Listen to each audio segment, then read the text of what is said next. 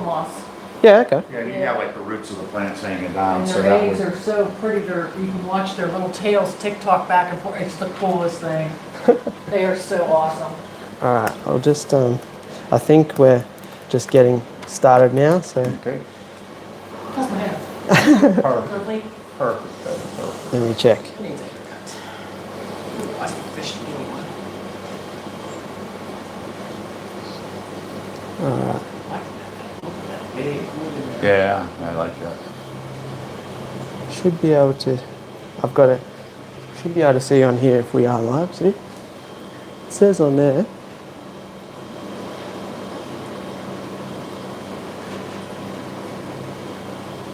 Oh, there we go. I think we're good. There we are. There we go. There you go, cool. You're not gonna be in on this? A Oh, bit, there you are. bit of There you go. a bit of a delay. I should probably turn it a little bit. And this guy, he was at the thing on Friday. Oh, okay. Cool. G'day legends, Blake here with the live stream, and I'm really excited today to have Eric and Regina from Oddball Aquatics. First, welcome. Thanks, great to be here. Thank Having a blast so far, seen a lot of neat things. To both the There you to go. both Australia and the fish room. We've had a little bit of a look around, but I'm excited to show you a little bit more after. But for this one, bit of fun, you know. Welcome. I'll be reading the chat here as much as I can, and I've got a few things planned, a bit of fun and games. So Sounds good. I guess for anybody that's not familiar, I really loved your introduction on how you guys met, and I won't steal your joke. I'll let you say. Okay. But if you could just run it through. Sure. I had a retail store, and Regina was one of my customers for many years, and my whole life is fish, so the appropriate companion would be a fish person. So even though Regina was a customer that spent a lot of money, I asked her out, and we started dating, and that led to me, Regina costing me a lot of money. So it went from making money on her to sucking all my money out. But perfect companion for us since we're both into fish, Right. and worked out well for us. Yeah. I have to kind of keep a leash on her from spending, but And you he know. does. Unfortunately, he does. But yeah, an absolute fish keeping power couple. A lot of people struggle to maintain a handful of fish tanks or a fish room, and somehow you guys do 4 fish rooms, really. Yeah. Yeah, Which- we do. Yeah. One day hopefully I'll be able to get over to the States and see him in person. I'll just invite myself. Yeah, But, come on, so. come on over. I hope so. You can stay with us. all right, With sounds us. good. You'll never get rid of me. It's all right. But after this, I encourage this. There are people who have definitely done tours there, and it's worth checking out. Yeah. Some species that you've never heard of or seen. Yeah, so we try to specialize in the oddball fish. Yeah. Yeah, and I think there's even some recordings of talks that you guys have done in previous too. So I saw a few of those. So Yeah. worth checking out all of that.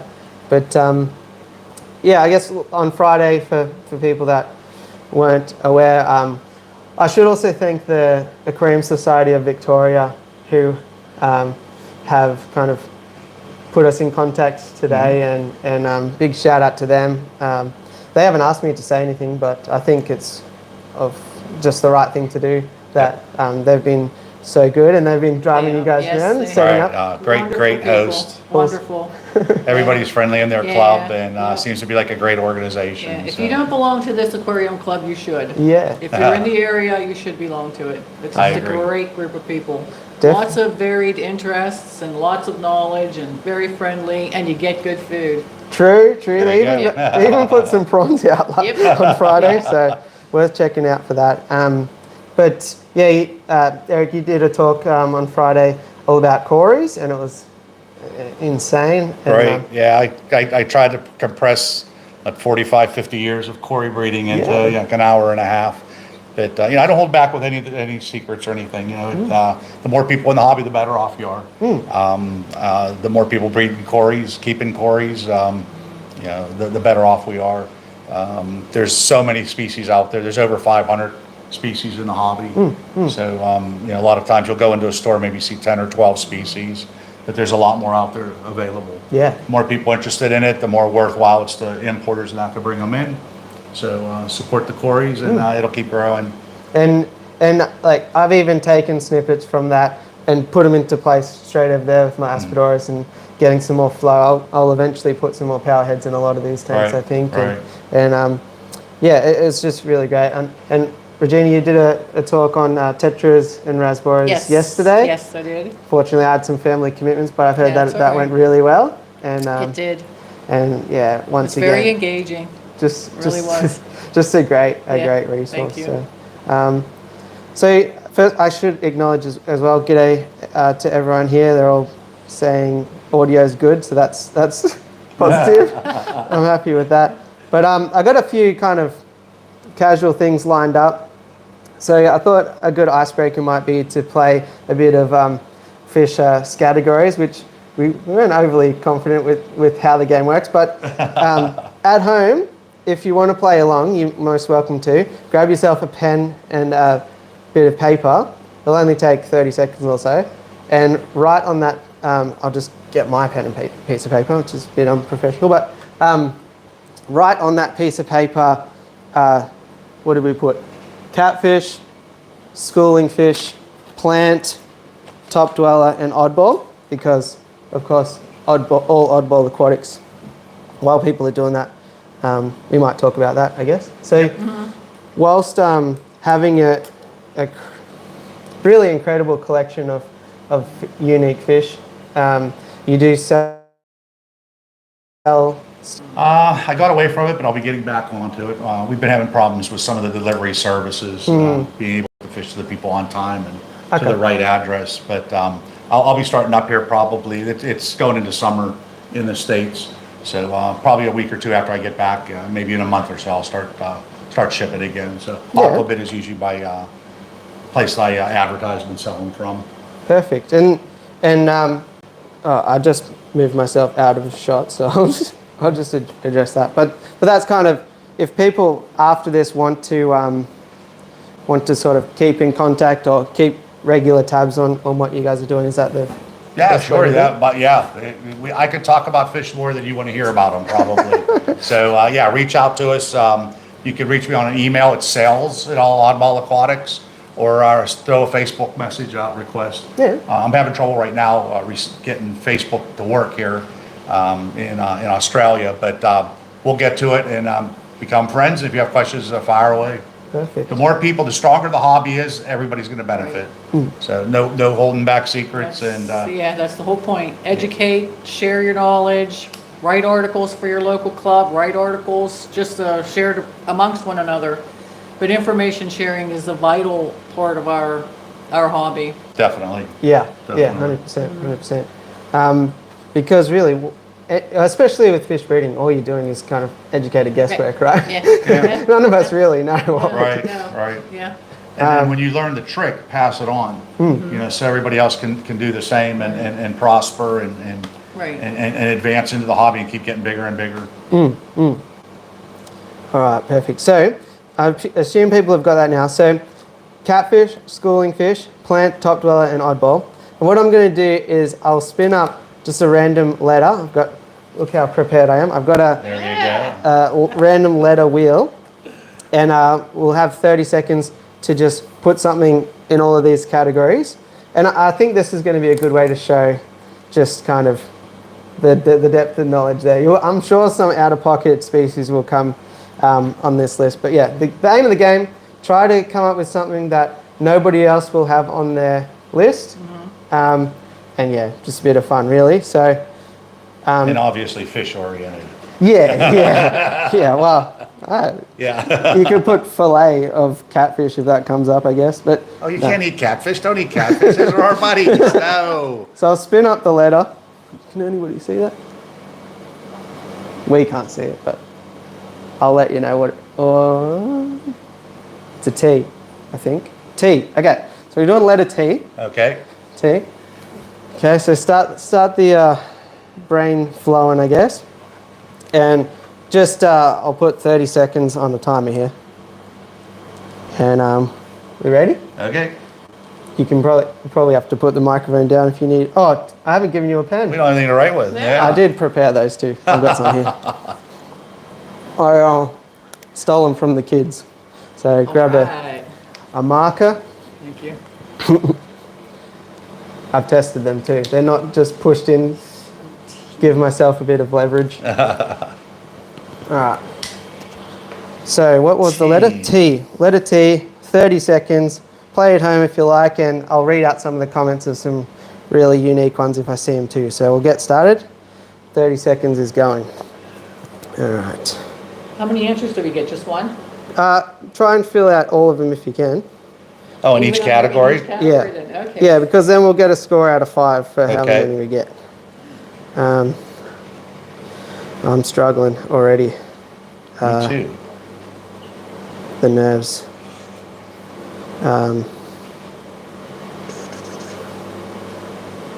I'm going shocking at this. Yeah, this is embarrassing on my part. T. This is shocking.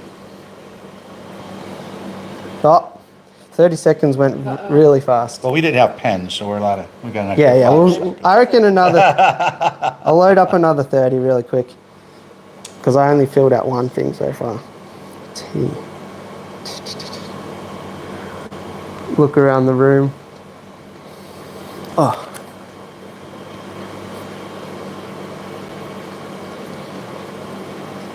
All right, and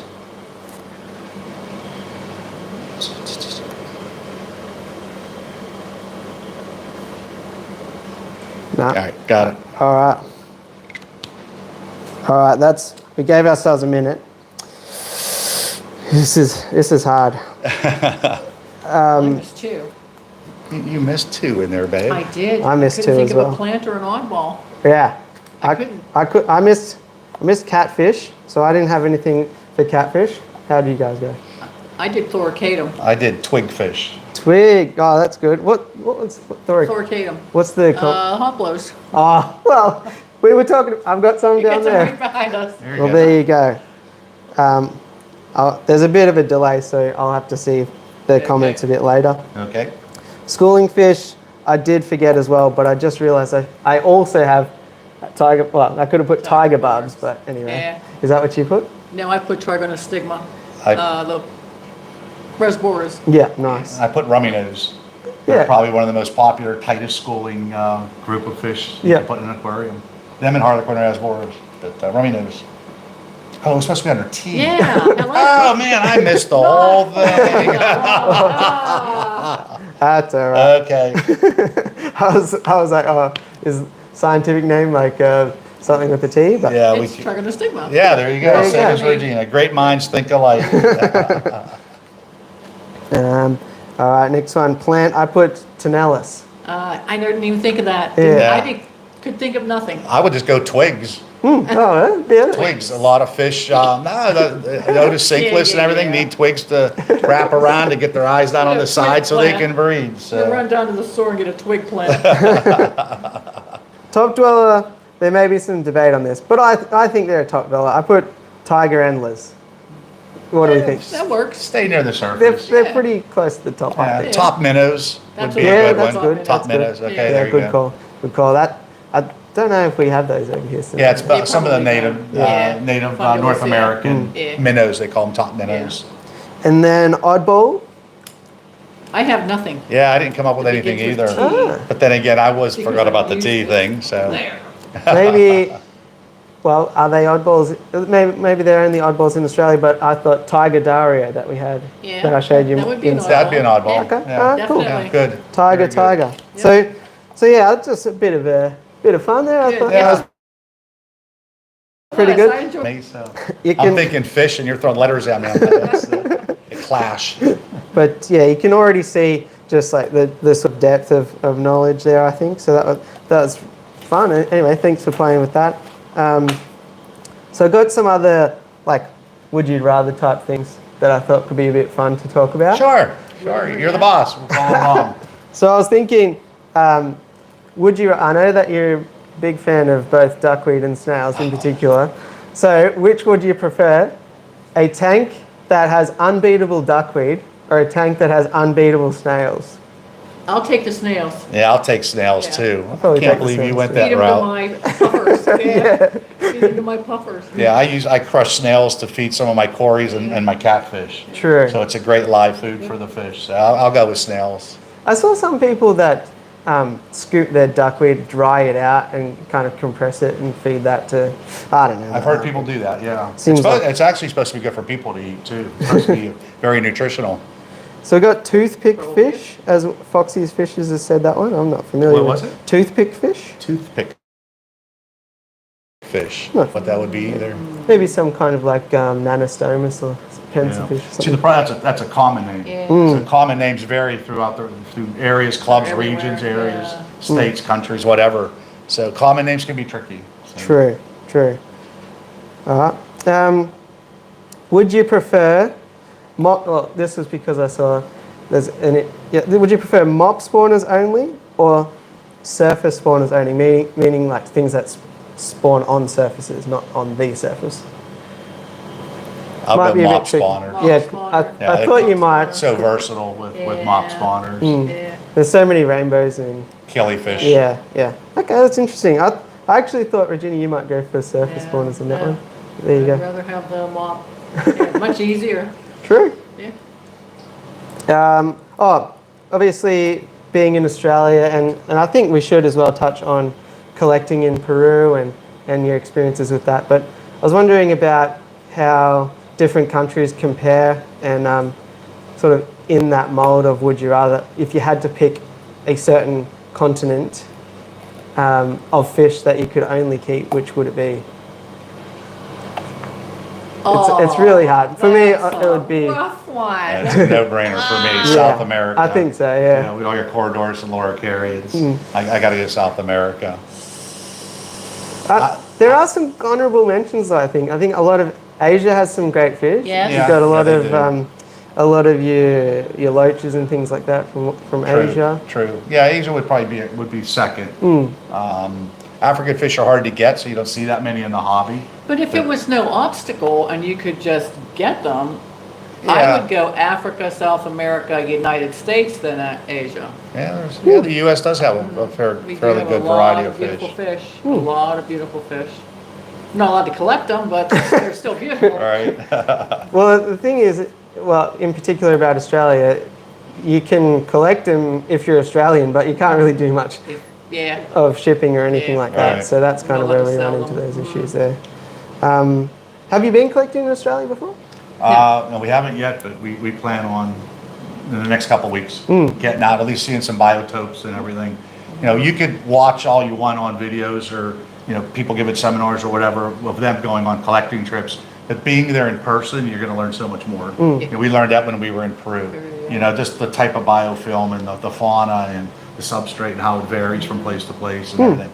So seeing is believing, you know, seeing Right. is firsthand. So, you know, you guys keep saying it's winter over here, and this is like a kind of a spring day or Yeah, fall day for for us, us. yeah. So, you know, getting out is going to be no problem for us. Oh, good. We're really looking forward to getting out. Yeah, that is one thing. Unless you live somewhere real mountainous, we don't have too much snow. It's kind of just cold, wind, Yeah, and rain. yeah, it has been windy, that's for Yeah, sure. yeah. It's a big island, so of course it's going to be windy. So.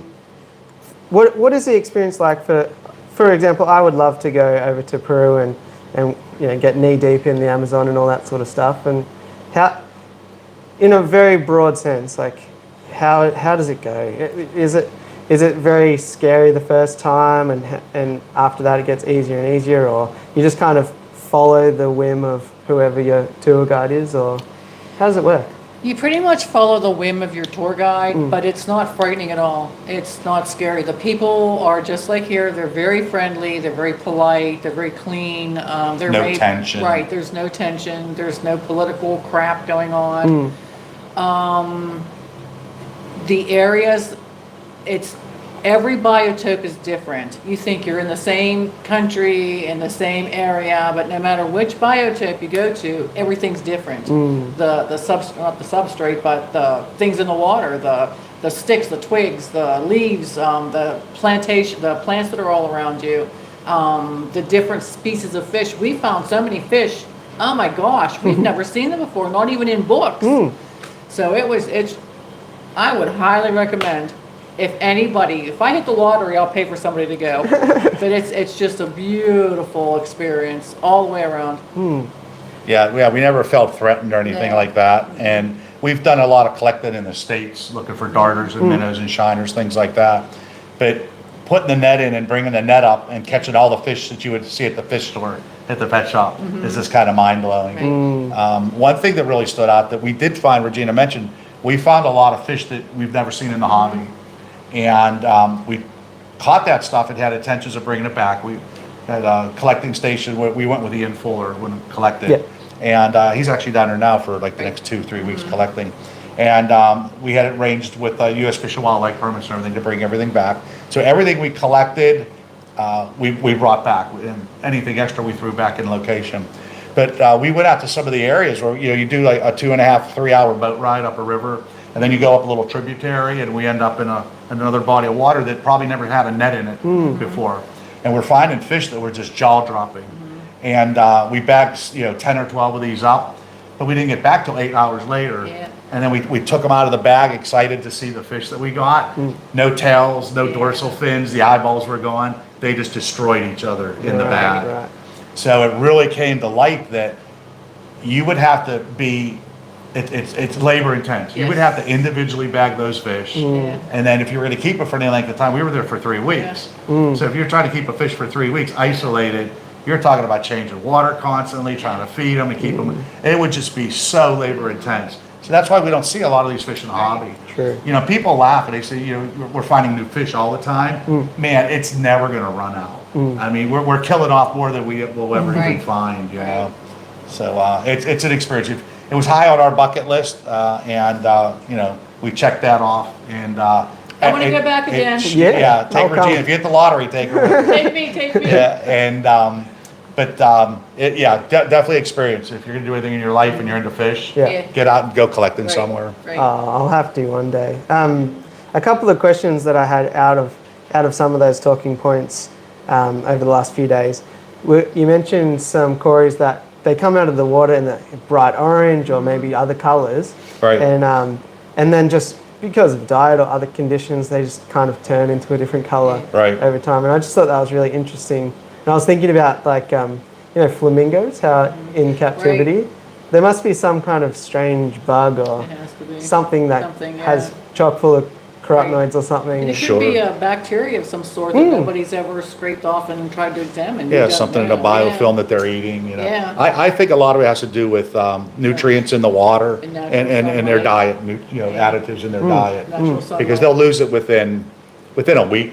They're going to lose that color. And I've tried things like old timers used to make up their own homemade foods. They would take dried marigold petals and paprika, dandelions, dry the flour out and crumble the leaves into a powder, and then use that as a paste food, a mixed food. And that would make the natural pigments, the natural colors pop on the fish. And I've tried that with fish, and it doesn't bring them anywhere near back to where we've seen them in the wild.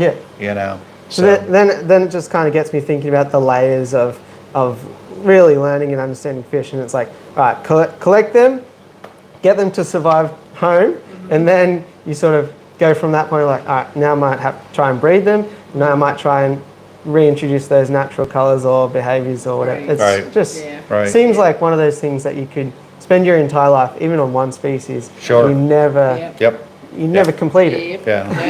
So I guess the hobby maybe is a bit of a completionist nightmare, but both of you, I think I'm right in this, but you can correct me if I'm not. Both of you have been the first to breed species, haven't you? Yes. Yeah. How's that go? How do you document that? How do you be sure that nobody else has done it, or how does it work?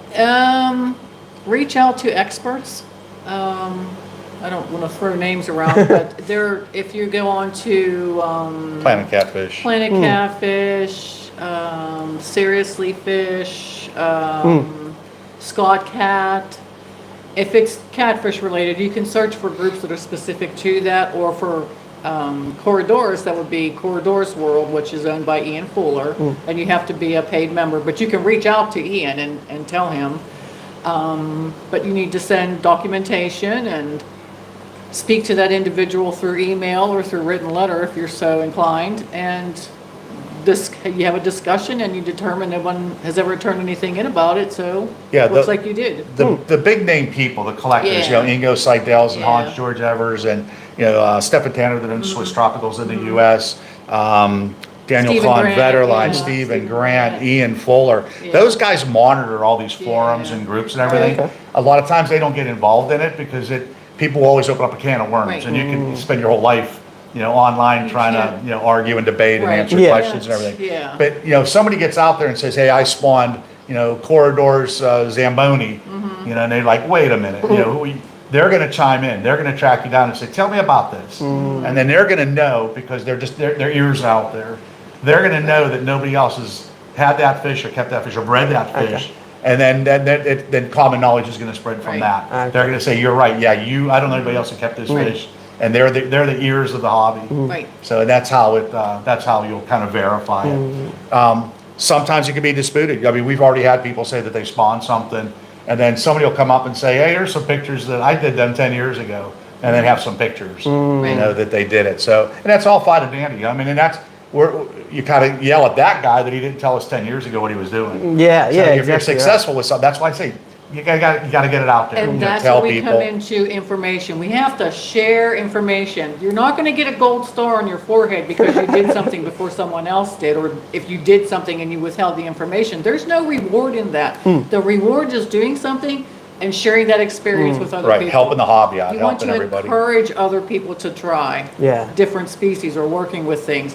But going back to first time, you have to have documentation. You have to have documentation of the spawn, the eggs, the fry, the adults. Yeah, where you got them Right. from, your source Right, and everything. Right. And preferably you need to know the location where they were captured, where they were harvested from.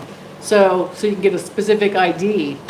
But it's really not that difficult. You just track people down on the internet and let them know. Well, I guess if you're well intentioned, you don't really care about any personal plaudits No. of being the first No. person to do No. something. You don't get anything for it. Yeah, yeah. No.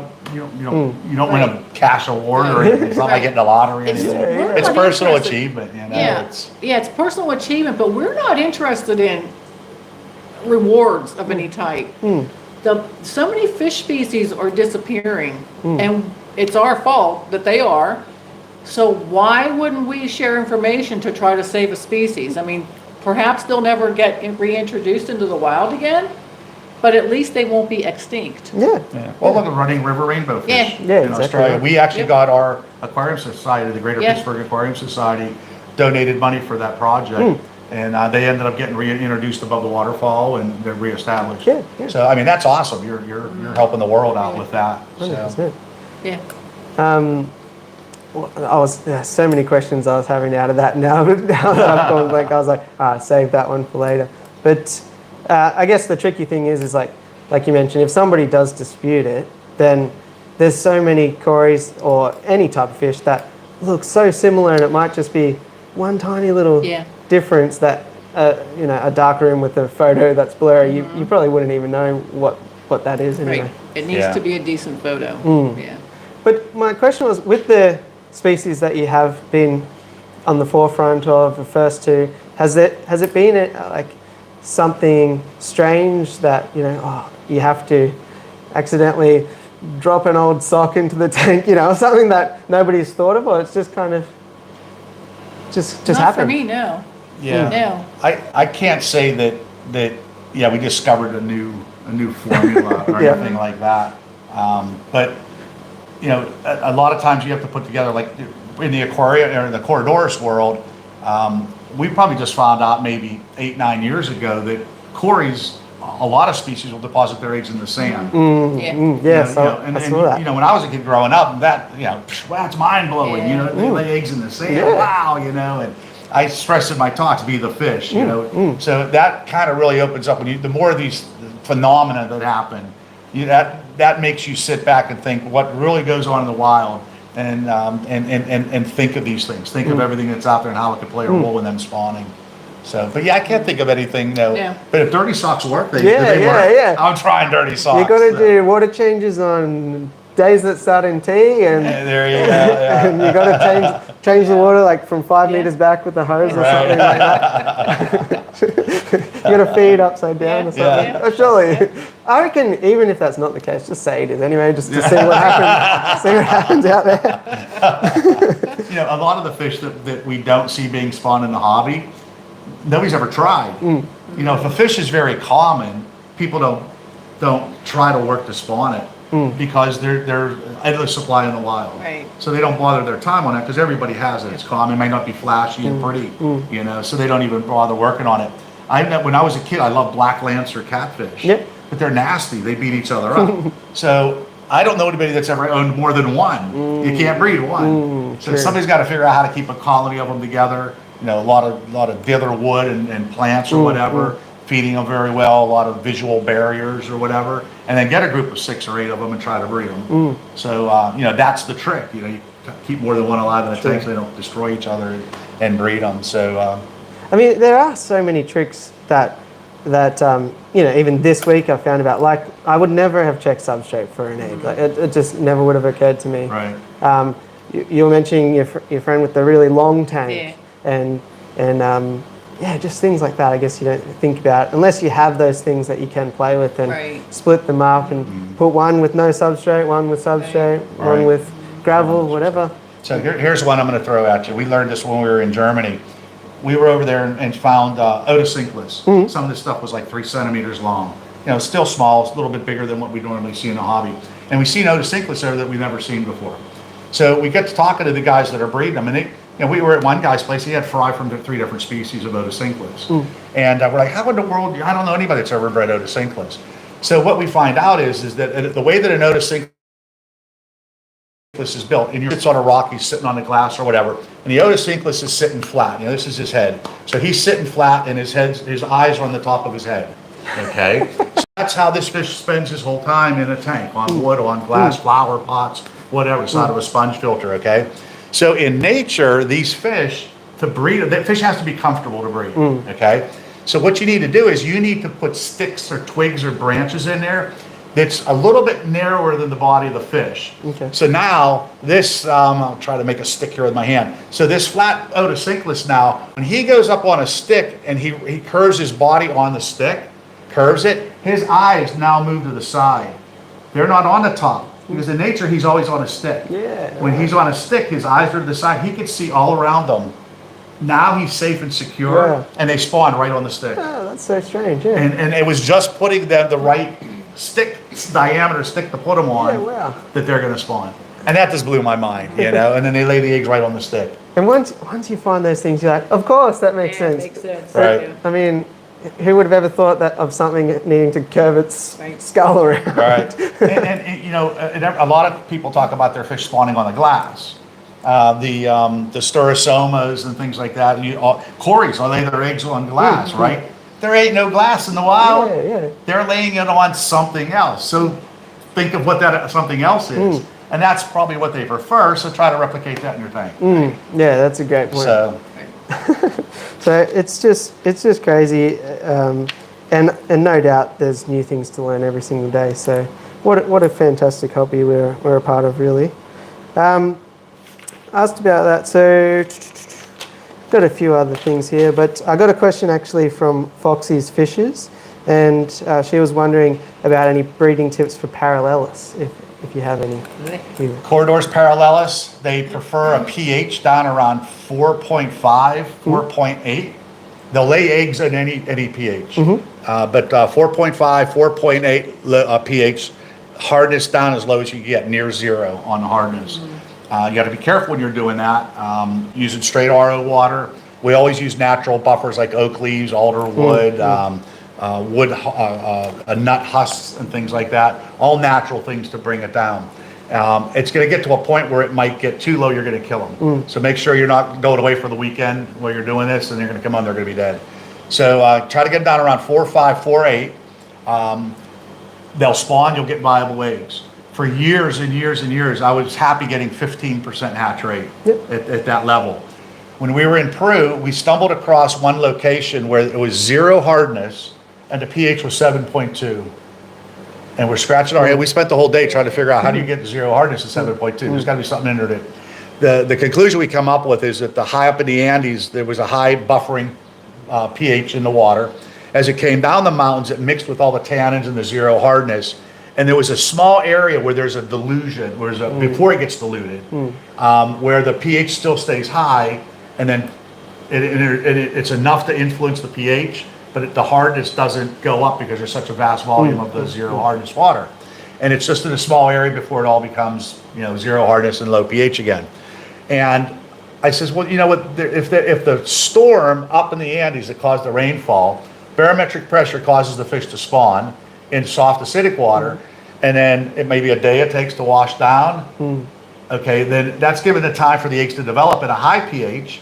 So I started taking my Cory eggs, pulled them from that low pH, hatching them in 7.0. I get about an 80% hatch rate now.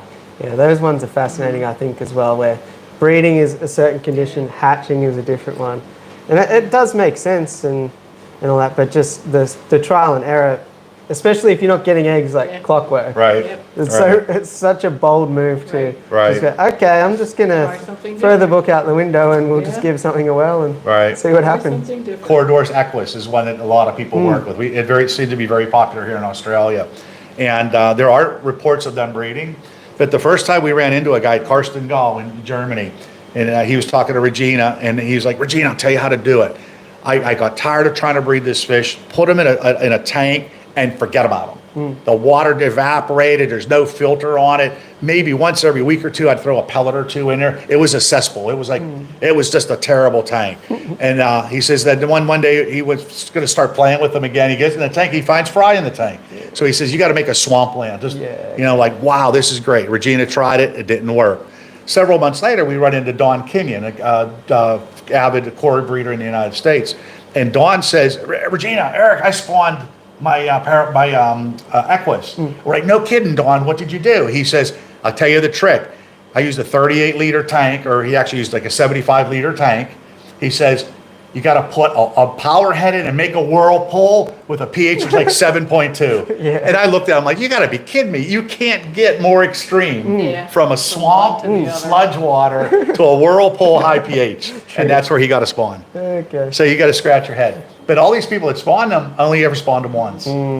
So is there another factor where the water maybe wasn't important, another environmental trigger or something like their dietary Dirty trigger? sock.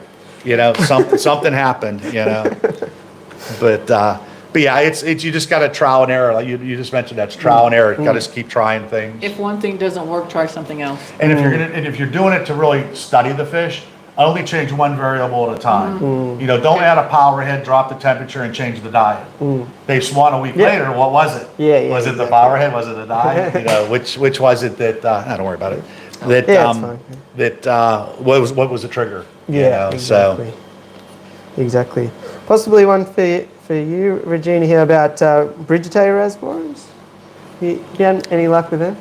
They're very difficult. Yeah. They need a soft acidic water, and believe it or not, for such a small fish, they need like room to chase one another about. The males are very amorous. Right. If you feed them up well, preferably with live food or good frozen food, obviously that's been thawed. Soft acidic water, say a pH of 5, anywhere from 5 to 6. Put a plenty of cover in there, and they should spawn. You should get eggs, but their egg production is very low. It's not like you're going to get 30 eggs out of one fish.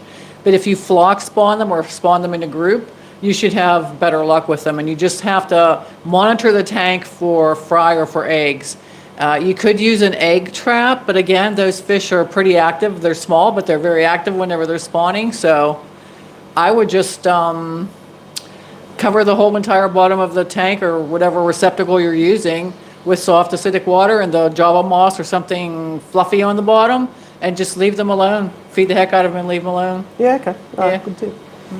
Regina mentioned something there about she thaws the food out.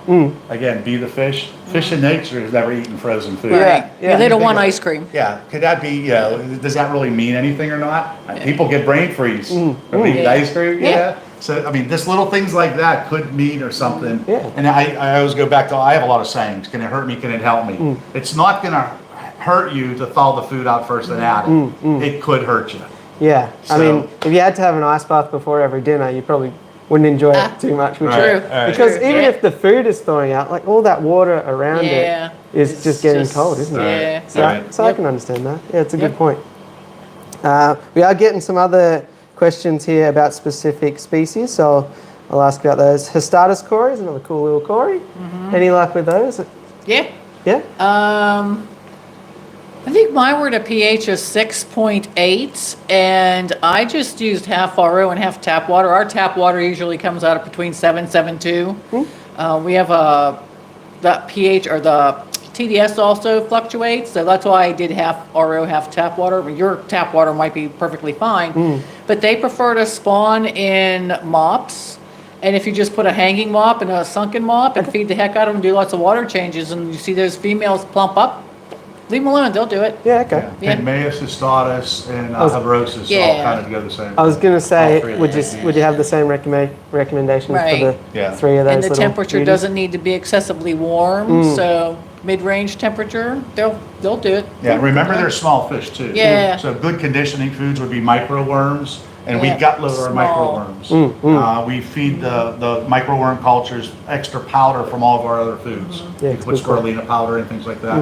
That way the microworms are more nutritionally valuable. So that's a good diet for them. Live baby brine shrimp, any powdered dry foods, you know. And again, with any fish, the more variety the better. So good diet.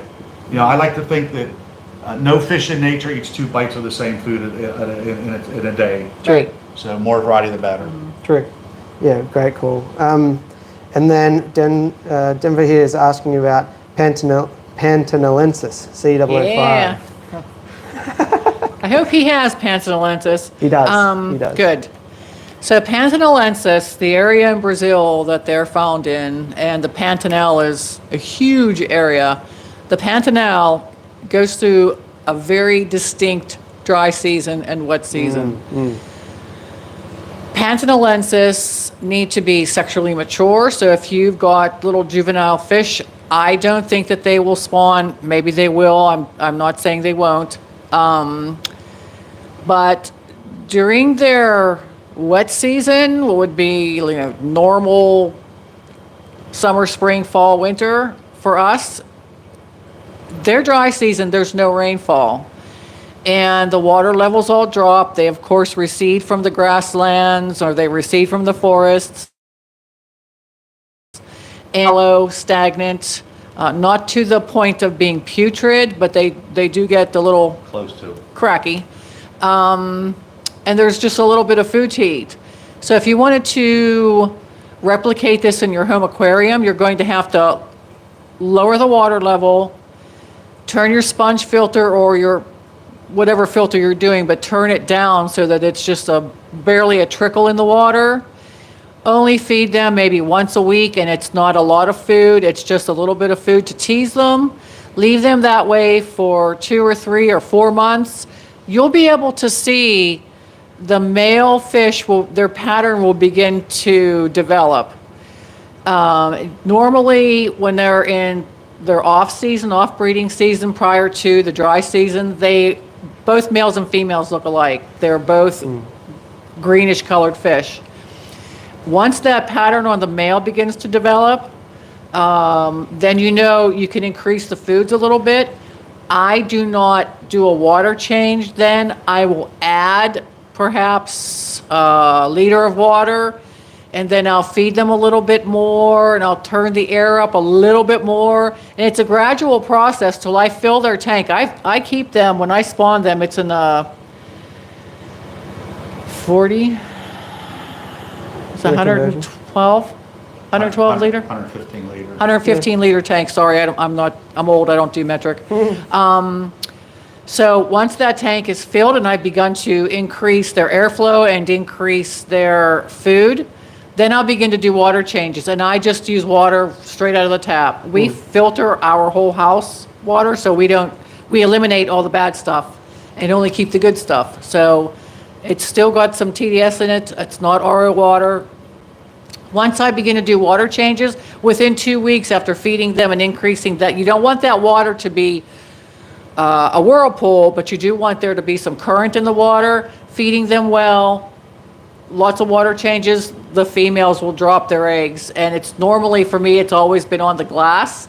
But only one female will participate in the spawn. Once that female's done, she retires herself, and then another female, if she's ready, then she'll come and deposit eggs also. But they're very prolific. Yeah, the female only spawned once Right. in a season. Right. Okay. She won't fill up again. Right, So she won't you gotta torture refill. them again. Right, so it's basically patience. And if it doesn't work the first time, because Mr. Bodrock here tried it once, didn't work. But I have this thing called persistence and patience, at least when it comes to fish, and just try again. If it doesn't succeed, if at first you don't succeed, try again. You don't really fail, you learn. Well, one thing I also found interesting on Friday was that the time it takes for a lot of cories to be at spawning age. Yeah. You know, I Yeah. thought years, but really 5 or 6 Right. you think? Yeah, I believe that age is an important factor. Also, a lot of people confuse age with size. So a fish could be big, but it's didn't reach sexual maturity by age. So age is what you look at, not size. You could have fish that are stunted, which probably happens more often than not in an aquarium because you don't have a big enough environment for them. So, but as long as the fish is age-wise old enough to breed is when you want to start breeding them.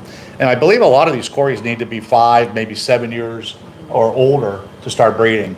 I've actively had Corydoras gossii that were 14, guesstimated. I got them, they were adult size. So guesstimating that they were 2 years old. And then I had it for 12 years, still breeding in good batches, and actually sold them to a guy who continued to breed them.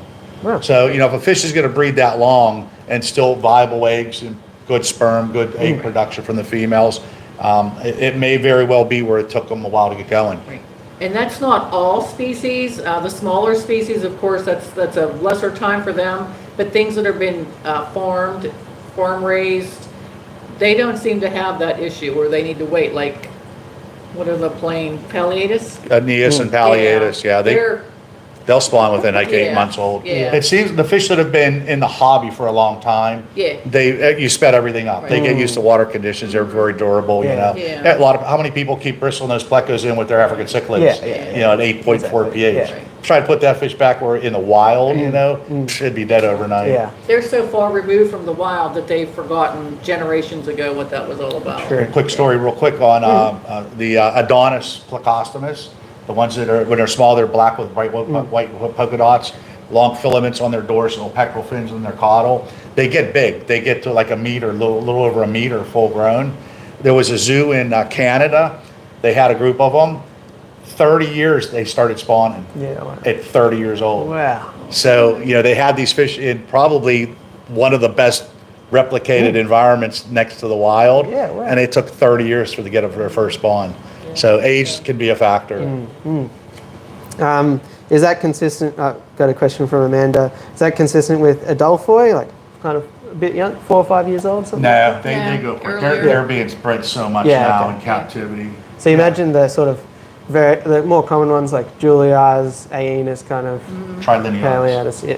Oh yeah. The real Julii really isn't in the hobby. What we get into the trade, they call it Julii, but it's Trilinears. Yeah, pretty easy to go, younger age. Cool. Cool. So I've got a few other more light questions here. Okay. So let's just say that there's some sort of ruling brought down, and you're limited to either 2 6-foot tanks or 6 2-foot tanks. What are you going for? 6 2-foot. 6 2-foots. Yeah, I'm going with the 6'2". I think so. More versatile. I think so as well. Things Yeah, with it, I yeah. agree with that. And then you transport yourself to an alternate dimension, and you can either have fry that grow 10 times faster or parents that never eat eggs. Parents that never eat eggs. Parents never eat eggs. Yeah, I think so as well, because you can always just spend time Yep. growing. And Eh. that's pretty enjoyable, I think. Yeah, anyway. it is. Um, Yep. So And by the tend way, to I agree. live in a different dimension. I live with parents. So. Twilight Zone. Yeah, well, Funny. I'm sure there are a lot of pros and cons to sharing the same hobby. You know, for example, I quite like just having my own space in here and doing my own things Our without any fish rooms are on interest. the other side of the Yeah, house. we Yeah. have separate, yeah, he's way over here and I'm way over there. Yeah. So there's a big long hallway and a game room that separates us. But yeah, it's challenging because we don't have the same taste in fish. We both enjoy Cory's, but he'll have, say, a betta in his room, a wild type betta that I want to work with. Oh no, you can't have it until I'm done with it. Yeah. And then he never works with it, and then they die of No, old then you age. steal it from me when I go away for a Well, I weekend. steal things from you. Sure. How else am I going to get them? I got to do what I got to do. Yeah. Yeah, but then again, when you go ahead and break your ankle, Yeah. then someone will go knee deep in a stinky swim. Word of advice if this ever happens, a lot of times it's usually men are in the hobby that more so Right. than women. So, guys, if you do get injured and your wife has to take care of the fish, just be happy that they're feeding the fish and doing maybe some water changes. Don't criticize things like how they rearrange the nets on the wall or keeping the tanks clean or whatever. I did that and a big mistake. So be grateful for what you get. And don't ever criticize. Yes, dear. Happy wife, happy life. Yeah, It holds true. Yeah. it's a smart play. I've got a question from Oddball Aquatics here. Can you use floating plants in place of spawning mops? I think it might just. My opinion is it depends on the roots, I guess. You Yeah. know? Something like the Bristlenose have eaten it all, but some frogbit and stuff which has nice long ones, or water lettuce might be better than Was that specifically for Cory's or any fish? just anything. I think. Okay. Yeah. Well, specifically, they've called out red root floaters, which I'd say maybe don't have long enough roots personally, but. Yeah, anything for me, anything, if you put pothos in a tank or you can use basically any house plant that will tolerate having wet roots. Once those roots reach down to the bottom, that's food, that's cover, and I think it helps to filter the water. But as far as floating plants go, for Tetras, not so much barbs and rasboras, but for Tetras, the fry will go to the surface and sleep in there, or they'll hide in there from the parents. I like it, and I think it makes fish feel more secure because there's not glaring light showing on them all the time. I think it's just a security, and it adds to the ambiance of having an aquarium. Yeah. Yeah, I don't know anything that would spawn in floating plant. Except for labyrinth fish. They use that for the bubble nest. But I don't know of anything that would spawn in floating plants where a mop could be a substitute in any way. It just doesn't work. I do know that with Corydoras, I had Whitesman eye, Corydoras Whitesman eye, heavy females. I couldn't get them to spawn. Talked to a buddy of mine that was pretty prolific with spawning them, and he said, they love to go down on the bottom of the tank over a clump of java moss, and they'll swim over the java moss and just deposit their eggs in the java moss. Okay. So I took mine and I set them up, and in my mind, plants get messy. The eggs get tangled up. They moss will get grown into mops. It'll stick the sponge. It's messier. Where a mop is clean, easy to take out. So I took a mop and sunk a mop, thinking that's pretty close to a sunken ball of java moss. A mop, nice and soft, stringy texture, whatever. I wasn't getting anything. Talked to my buddy, and he says, "Did you use java moss?" I said, "No, I put a mop in." He goes, "No, java moss. It's a texture thing." All right. Threw the java moss in, within a week or two, they started spawning. Yeah, okay. So the fish know a texture, So a mop even a mop is soft and strandly, as opposed to like Java moss roots to Java fern roots to potho roots. They're all stringy roots, but they have different textures and feels and fibers and strands and things. On the topic of that, I think it was a few years ago when Flip Aquatics came to your place, and you were experimenting at the time with feather yarn and knitting it. Yep. Was there any success with that? Yeah. Oh, yeah. Oh, yeah, absolutely. It's called eyelash yarn. Yeah. Okay. So it's manufactured just like any other acrylic yarn. But there will be an empty space, there'll be a run of thread, and then spaced evenly, there'll be just loose threads. Yeah. So it looks like really long eyelashes or hairs.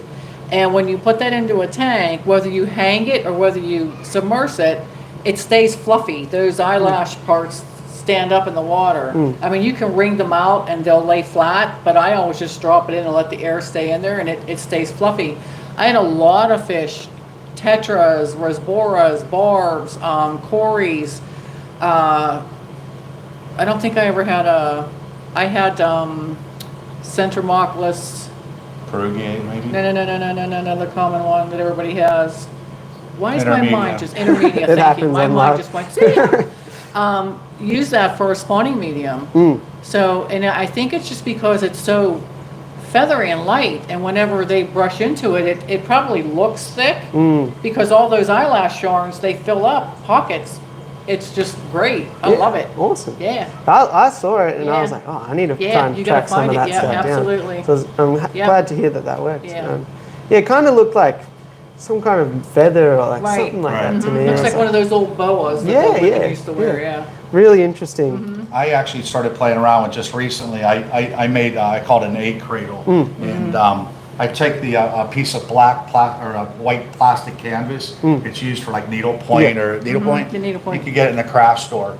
And if you have a tank that's that wide, cut the plastic canvas maybe, whatever, 6, 7 centimeters, 8 centimeters longer. And so if you put it in a tank, you could bow it, and then the tension holds it into a bow. And I actually sat there one night and sewed this eyelash yarn through there. And I had a thought that, I like to use a nice big thick mop when I'm spawning rainbow fish. And the rainbows the male will drive the female in there. And of course they want to bury the eggs, and that's good, so the other fish don't eat it.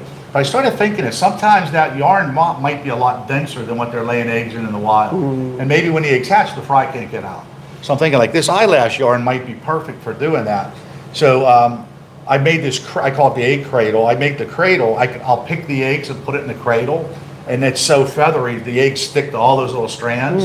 And now it's easier for the fry to get released from that that. makes sense. Plus the cradle, you could drop it down and probably use it as a spawning mop. Yeah. And let the rainbows just go in there and lay it. I've just been using it now for the eggs.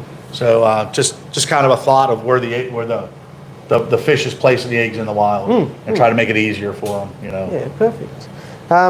We are nearly at an hour, and I'm conscious that our friends are kind of making themselves. I didn't send them away, by the way. They were welcome to stay, but I don't want to have them sitting around in the car for too much longer. But if you have any last-minute questions that you want to ask at home, now's your chance to do it, because we've just got a few more minutes to go. But I'm certainly thankful for your time. Hour. Yeah. It's crazy, isn't Yeah, it? that is. How quickly it goes. I got a couple other ones here. I was wondering what's happening with feeding and maintenance while you guys are away. I have 2 friends that are going in every 3 or 4 days. Somebody's going in, and knowing that we were going to be here in Australia for 3 weeks, maybe about 6 weeks ago, we quit purposely breeding anything, so we didn't have fry around that needed daily. So everything, and it'll almost be kind of like a dry season. Winter season, they're going to be getting fed a lot less and a lot less water changes while we're gone. So when we get back, we can start hammering with food, step up the water changes, and that might be a trigger to get some stuff spawning. Yeah. So it might actually work to our benefit in the fish rooms too. Yeah, I think that with my it's winter here, obviously in Australia, and we're in a garage. It's not that insulated. So right now it's probably like low 20s in Celsius, which is I think 66, 68, something like that. Yeah, probably in there. But in summer, you'll be sweating. Like, Really? Yeah, it'll be like 34, 35, which is like nearly 90, I think, Yeah, 84. upper 90s. Yeah. So the fish here, they definitely get a bit of seasonality going. Yeah. And I do notice that breeding numbers go up and down with that. Sure. So I did resonate with some of the seasonality things that you were talking about. So that was good. Are there any new additions or breeding plans or anything for the next few years? Or? I'm still looking for, our fish rooms are kind of set with the tanks. We can take big tanks out and put smaller ones in it if we want to start playing with killifish or some smaller fish or whatever. But no big project, we're not putting any big wall aquariums in or anything like that. Yeah. There's a few new Corys, the Rick Baxter Cory. They're getting into the States now and still rather expensive and hard to get. Whenever, and I'm going to buy a group, I want to get 20 of them, and at like $200-300 a pop. I'm not going to trust the mail service to deliver them. I want to be able to drive, and I'll drive. I mean, I've been known to drive 8 hours to pick up a group of fish, get a hotel room, and drive back. But again, if you're spending that much money, and it's a fish you may never be able to replace. Yeah. Hey, 8 hours is nothing. You're going to take better care in the car That's than right. some postie. Exactly. That's right. So yeah, there's some new fish, and I always tell Regina, there's always a newer fish that's going to be found. So don't get caught in the trap where I haven't seen them in a while. I buy them, throw them in a tank, and a week later, these fish. No, what are you talking about? You're the one who always does that. Oh, my butt. Anyways, I'm gonna knock her off the chair. But what'll happen is you'll end up getting so many fish that you'll fill your tanks up. You won't have any tanks to breed them in. You certainly won't have any tanks to grow fry up in. And then next thing you know, you're losing fish from old age that you never got around to working with. And then you're still buying new fish that I haven't seen, Yeah. So contain yourself and keep the thought there's always going to be a nicer fish next month or 6 months from now. Yeah. Restraint. Restraint. Yeah, perfect. And then two last ones. I definitely wanted to call out something that I saw in your fish room where you took, everyone has, and I'm certainly guilty of this, everyone has the algae crusted, nasty glass lids. And I saw that you flip it upside down for a little while, let it dry out, and then put it in the Pleco tank. Yep. And I love that. I'm Yep. definitely going to start doing that today. So if you never thought about that like I hadn't, I just think that's so good. Yeah, if it's a big sheet, rip it off. And I have small pieces of glass, spread it around a bunch, let it dry overnight, and then put it in the tank with the algae side up. And your adults will eat it too, but it's an ideal food for the fry. Yeah, I love it. Remember, pretty much with all fish, just not with plecos or cories, in nature, the fry are sitting and resting on their food. Or if they're swimming, it's everywhere they turn, there's a food for them. So it's hard to replicate that. Try to get as close as you can in your home aquarium. Yeah, and when we often see a lot of people accidentally starving things like otters to death because there's not enough algae in their tanks. Right. And I've recommended people put like rocks outside in a bucket. Yep. But that could work just the same way. And I think that's really smart because that's something that people have already. Right. And that kind of leads into my last little fun question for the day is, would you take a never-ending brine shrimp supply that you never have to fill up? It's always just got perfect brine shrimp in there that are 1 day old with no shells. Like, it's just amazing. Okay. On tap. Or a tank that never gets algae, duckweed, or snails. Brine shrimp. Brine shrimp. Yeah, me too. Yeah, I think so. yeah, it's critical. I mean, Yeah. I know a lot of people that they think they only have 8 or 10 tanks. They don't want to go through the hassle of hatching brine shrimp. And I noticed behind us you have a nice small hatchery there. Yeah. It's no trouble to set that up. Nah, it's really nice. I mean, back in the 30s and 40s, they used to sell sea monkeys. Yeah, yeah. As pets. Yeah. So if you could, put it on a desk to hatch out some, you could feed your fish live foods, and it's very beneficial. That hatchery, I actually have about 6 of them because I did a video like comparing a bunch of different things. And yeah, you can easily have multiple on hand. Set like if I have, well, in summer when I have a lot more fry, then I might have 2 on the go or something like that. But for now, that's plenty. Yeah, definitely take the brine shrimp. And a thing about brine shrimp, I heard somebody at a local fish club repeat something I had said, and I usually don't talk about cichlids that much, but a lot of fish are really smart, namely cichlids, like big barbs or any fish. In nature, remember, there's abundant food source of all types in the water. Cichlids, and I did this when I was heavy on my cichlid kick, I would feed adult fish, even fish that are 10, 20 centimeters, big fish that clearly aren't eating the brine shrimp. But when you add the shrimp to the tank, they think that, hey, this is a great place to breed because my offspring has a food source. Yeah, I love an abundant food source. So other fish will think the same way too. So just by adding a little bit of that in there, it'll probably sink to the bottom, snails or whatever will you know. But by adding that, it's a mechanism for the adult fish. Yeah. I do the same thing. So I do have a question here. We'll just lightly touch on and then finish it up. Thanks for everyone that's been watching and enjoying. Thank you. So it's about one of the first things we spoke about when you guys got here, and it's just simply your thoughts on hoplo cats. Love them. Love them. I Awesome. do too. They're so cool. They're such neat fish. Use a yellow coffee can lid to breed them on. Yeah, Their yeah. eggs are a golden brown color. In nature, they're going to lay it on a brown leaf to camouflage the eggs. I've just got it over here because we were talking about that. Everyone know. I've been Got a yellow lid experimenting. sitting right there. Been experimenting with 3D printing, and I just printed like this Awesome. floating lid. Yep. So yeah, been trying that for some bedders and a few other things because when I got the hoplos, they said a yellow ice cream container lid is Yep. perfect. So yeah, Yeah. just experimenting and seeing what sort of shapes and sizes are going to work best. But yeah, Yeah, yeah. Excellent. good. Well, thanks so much for coming. Thank you. All right. I Thank think you. it's Thanks been for the invite. invaluable. Pretty cool. You're a good, cool guy. Oh, Like it. thank Like you. I the fish room. appreciate that. You got it going on. I like it. I hope Australia really looks after you and Oh, yeah. you have a Another- great trip. And Check off the bucket list. yeah, yeah. So, Welcome here anytime. So, all righty. Thanks all a right. lot. Thanks so much. Thanks everybody for tuning in. Also, thank you. Good luck, Perfect. everybody. Okay. All right. Perfect.